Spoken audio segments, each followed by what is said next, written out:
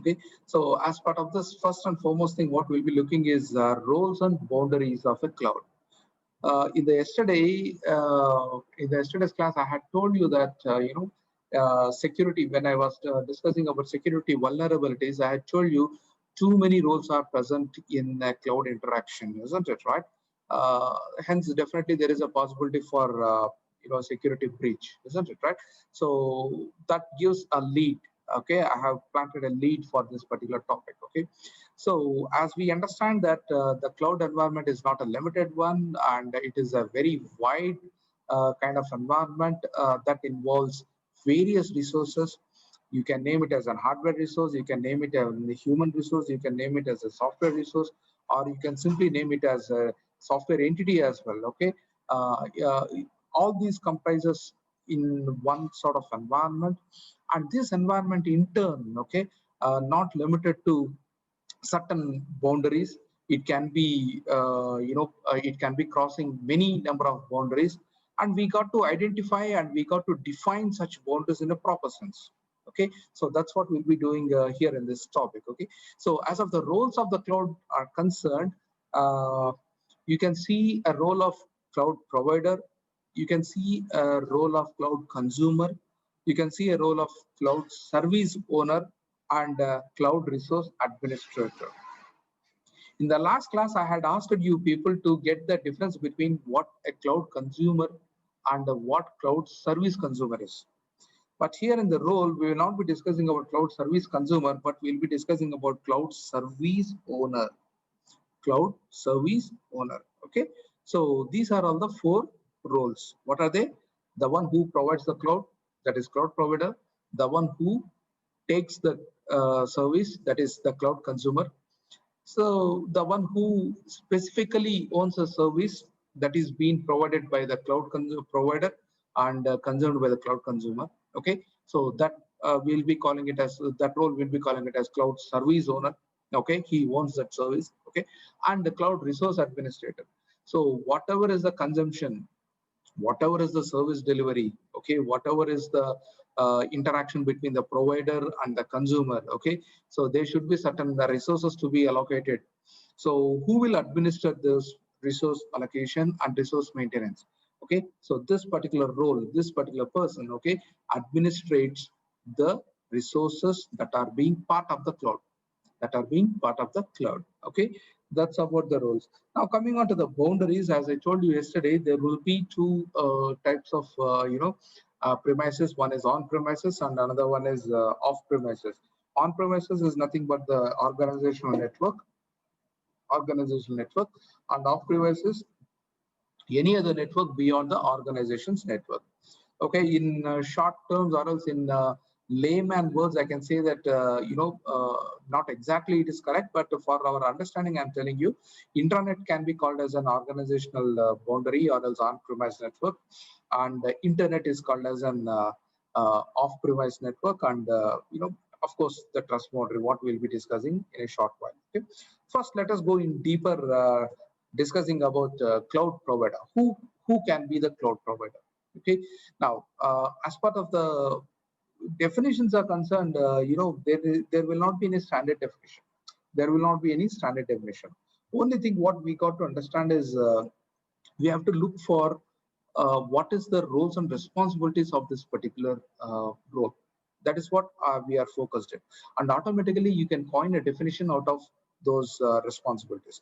Do understand properly what and all the expectations from this particular role to be discharged. Okay, so the organization, any organization, okay, which provides its resources, IT resources. Remember, I had told you what an IT resource can be. Okay, in terminologies, when we were discussing about cloud terminologies, so I had discussed what is an IT resource, what can be, who can be cloud provider, and all of the things. Okay, that's the reason I wanted you people to remember those terminologies. So once again, if you don't understand here now about these particular terms, okay, never mind. Anyhow, this video will be uploaded for your later access. You once again brush up your terminologies and then go through this video once again, and I'm sure you can get through it with a easy understanding. Yeah. Okay. So I was telling that cloud provider is basically an organization which can be providing its IT resources for leasing or for lending, I can say. Okay, and make sure that all these IT resources are available in cloud environment only. And apart from having these resources, okay, these resource management also to be taken care. This resource management also to be taken care, and which might be including a few administrative duties, and these two things, that is administrative duties and resource management, should ensure that whatever the operation that is ongoing, I mean to say here the operation is nothing but the service consumption, okay, that is happening. Okay, so that particular operation should be flawless. It should be flawless, and that particular operation should be going successfully. Okay, it should not undergo, or else it should not stop that operation, or it should not over bleed on that particular operation. That's how the the duties of the cloud provider is to be expected. Usually what happens is any cloud provider, he owns all those IT resources. He literally purchases those IT resources, and he make those resources available for the cloud consumers. But at times you can also see that cloud providers can also rent few resources, and they can be leasing those particular resources to their cloud consumers. Okay, so these three characters you have to understand and you have to remember as the duties of the cloud provider. What are they? I will repeat. So cloud provider is an organization, and it has a few IT resources, and these IT resources should be manageable, and they should be administrable in such a way that any ongoing operation should be flawless, and it should continue with the that particular operation should be successfully continued. And moreover, these IT resources can be owned by the cloud provider, or it can be taken as it can be leased. It can be leased from other entity. Other entity, what I mean here is another cloud provider, I can say, and he can lend those particular resources to their consumers. That's the role of a cloud provider. That's the role of a cloud provider. I will once again repeat the duties that are being discharged by the cloud provider. The cloud provider is an organization that owns certain IT resources, and that is the first point. And second point is these IT resources are to be managed properly, and administration of such resources is mandatory. Why this administration is needed? Because any ongoing operation should be successfully completed, and they should be flawless. That is the second point. And third one is not necessary that most of the time the resources, IT resources, are owned by the cloud providers, but if necessary, cloud provider can get these IT resources on rental basis, or they can go for leased basis for providing their consumers. Okay, so these are the 3 points, remember. Now moving on to the next one, who is a cloud consumer? Who is a cloud consumer? On the other hand, we had discussed the cloud consumer as part of the terminology, and we have just named who can be a cloud consumer, and we are told that who receives the service from the cloud provider. That's what we have told. Okay, now a little deeper we will discuss here in this point of time. Okay, so cloud consumer can be again an organization or a single person. Remember, cloud provider is always a single organization. It's not a person. Cloud provider is an organization, but cloud consumer can be an organization or a single person. You got it? Okay, right? So this cloud consumer usually gets into an agreement with the cloud provider for certain amount of services or a certain amount of resources to be delivered for him.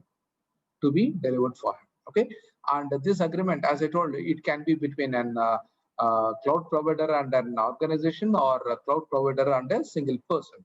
You got it? Okay, now once you have this agreement, according to this agreement, the cloud provider should be providing the service or IT resources, and on the other hand, the cloud consumer should be consuming that service or that particular resource in a proper sense. Remember, in a proper sense, and this proper sense is being entirely addressed in SLA. That is nothing but agreement, what we were talking. Okay, and that agreement we will be calling it as service level agreement, SLA.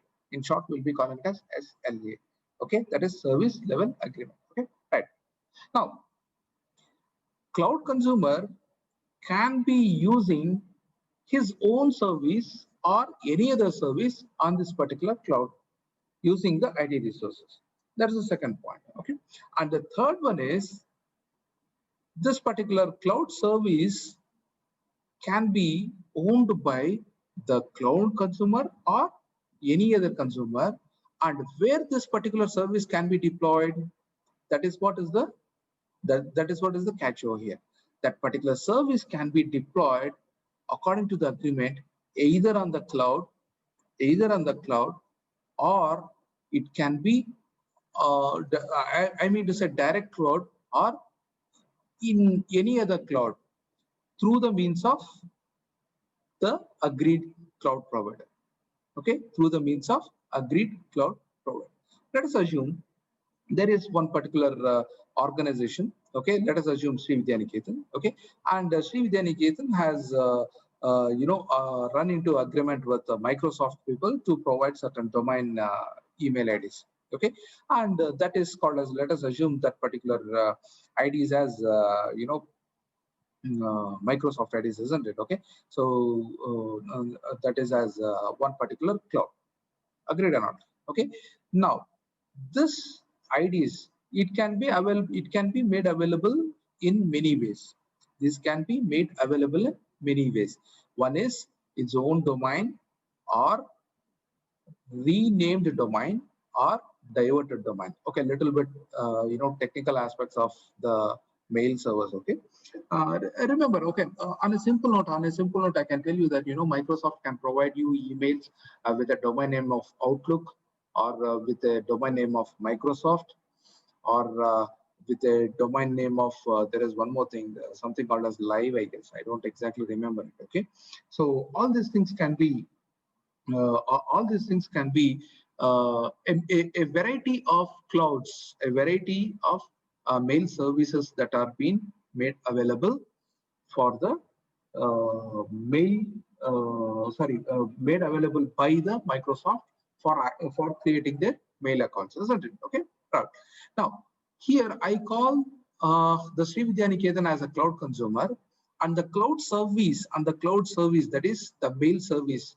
Okay, I call that as a cloud service, isn't it? That is the IT resource that can be provided by the Microsoft. Now, what I mean to tell here is this particular service, the mail service, can be owned by Microsoft, or if Sri Vidyaniketan wants, they can go for any other mail provider. Probably, I would like to create one more mail server, and I want to deploy that mail server on Microsoft. Basically, Microsoft Azure is a cloud. Okay, and Sri Vidyaniketan, he runs into an agreement that I have some sort of entity to run, and I want your space for it to run. And come on, let's run into agreement. Whatever service I will deploy, okay, you have to support for its 100% running. You need to provide all the necessary resources for that particular service to run continuously and flawless. Okay, so and Microsoft doesn't need or else doesn't bother about what that particular service is, and that is what is this particular service owner is concerned. That is what is this particular service owner is concerned. Now, can you name that? Can you tell that this mail server can be owned by Microsoft if we are using Outlook or else Microsoft email server?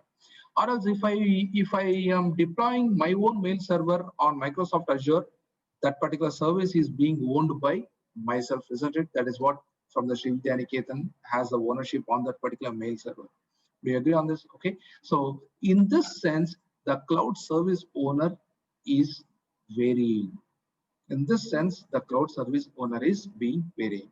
Now, remember that whether the service is being owned by the consumer or the service is being owned by the provider, according to the agreement, always the consumer should have accessibility to that particular service. And remember, this accessibility will be always in a remote fashion. That means most of the time, or else I can say 100% remote based access to that particular service is being expected. Okay, that's about the cloud consumer. See, this was the classic example what I was talking. See here in the case one, you can see that cloud consumer is being in this particular rectangular box, and the cloud is being here cloud provider. Okay, now this cloud provider has some sort of service called as something called as cloud service A. Now cloud consumer can directly access this particular cloud service which was owned by cloud provider. This is case one. Now in case two, see, the cloud consumer is again the same cloud consumer, but this particular service is not owned by this particular cloud provider. This particular service can be owned by any other person. That means in case one, the owner of this particular service is the same cloud consumer. Like I had told you the example, isn't it? Like Srividya Niketan runs into agreement with Microsoft Azure, and it creates its own mail server. And in the case two, I can tell that this is Srividya Niketan runs into agreement with Microsoft Azure, and it takes the service which is owned by that particular Azure itself. That means this particular service is developed, maintained, run, and whatever it is. Okay, all those things are controlled by the cloud provider itself. That means the Microsoft Mail server itself, we can be taking as a relative example. You got it? Okay. So these two will be the types of cases. On a simple note, I will once again repeat. See, the cloud service will be deployed on the cloud provider, isn't it? Okay, and cloud consumer will be consuming that particular cloud service. Now, who owns that cloud service? That is what we were talking all about. The cloud service can be owned by either cloud consumer or the cloud provider. In the PPT, the case one, that is the example one, shows that the cloud service is owned by the cloud consumer itself. That means the cloud consumer has created his own service. Okay, he has created his own service. Okay, and he just used the cloud provider to deploy his service and gain the access. That is it. Okay, right? Now in case two, the cloud consumer doesn't have any service, but still he needs that particular service. Cloud consumer did not create any cloud service, but still he needs that service. So he seeks the help of cloud provider. He says that, okay, you have the environment, you create me one such service. Okay, now what cloud provider does is, cloud provider, apart from giving him the environment, okay, he creates a service and he administers that service delivery as well. You got it? Okay, so that's the two types of service owners.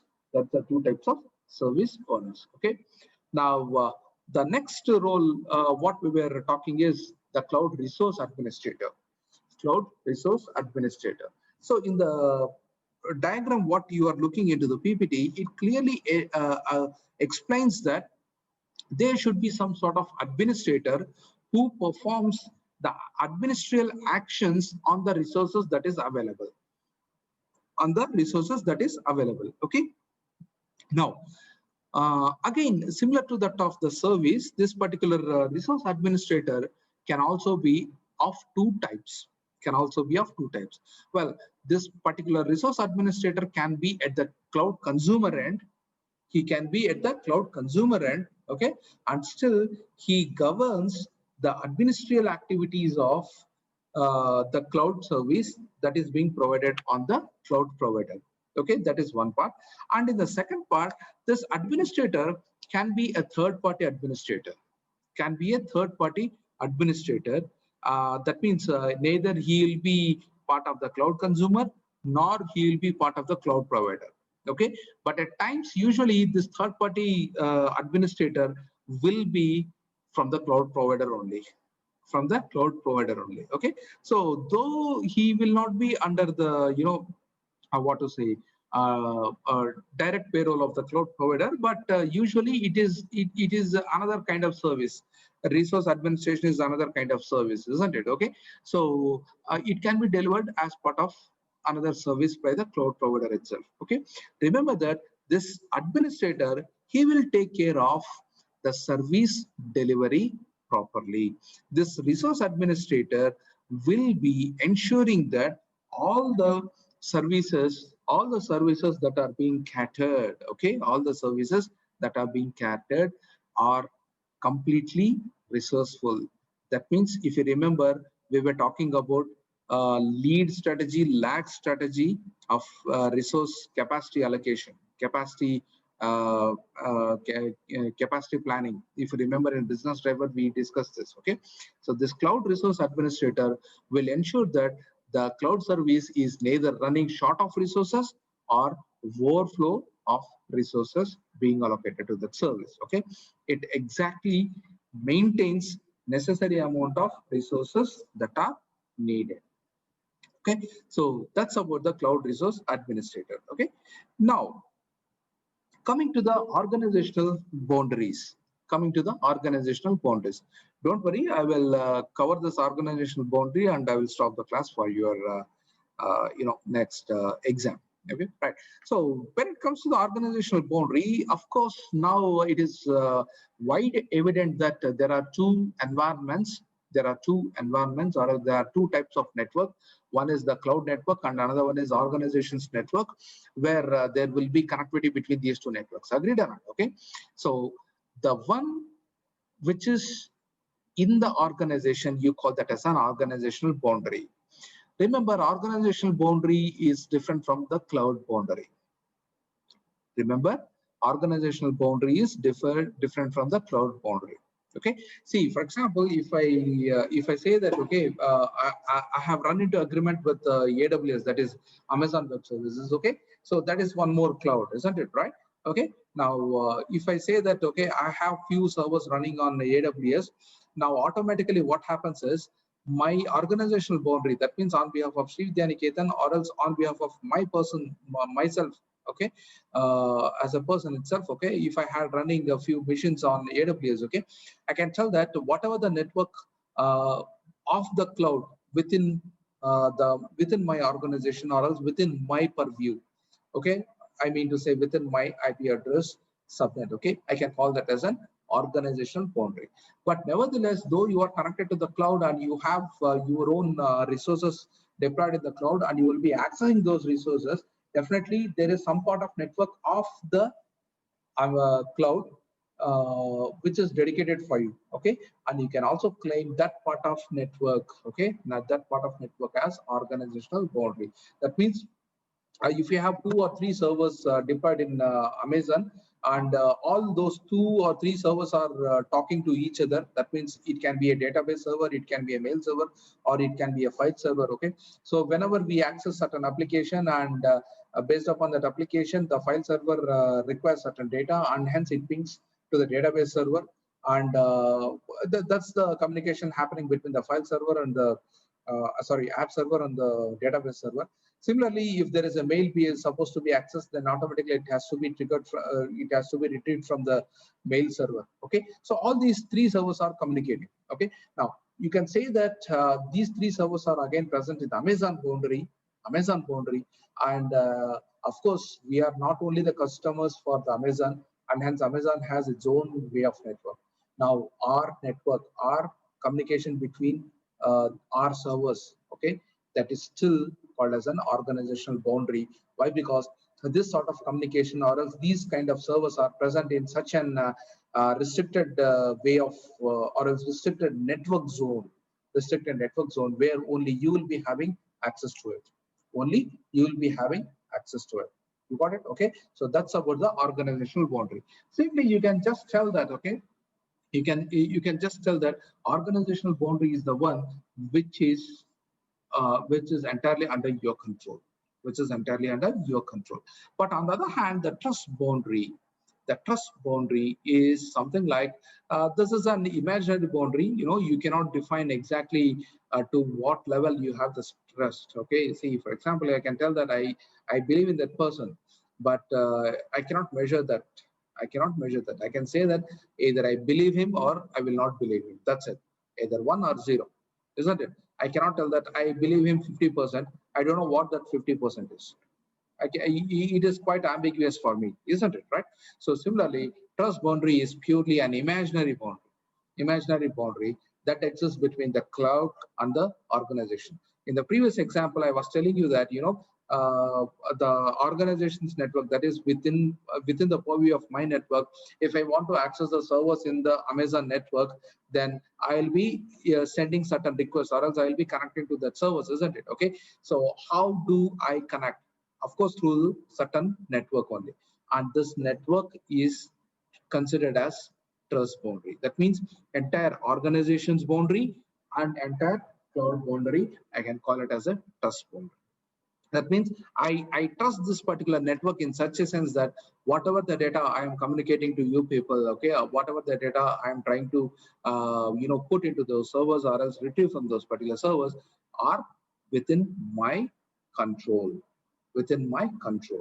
Ideally speaking, only your network is in your control, isn't it? But when you are running into agreement with certain cloud provider, he provides certain amount of network for you, which you'll be calling it as a trust boundary, where he gives you the control.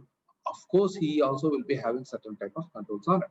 Okay, so that's about organizational boundary and trust boundaries. Okay, now I stop here, and in the next class, okay, we will discuss about the characteristics of the cloud.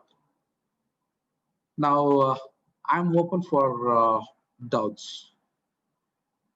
Let me stop the share. I'm open for clarifications or any doubts.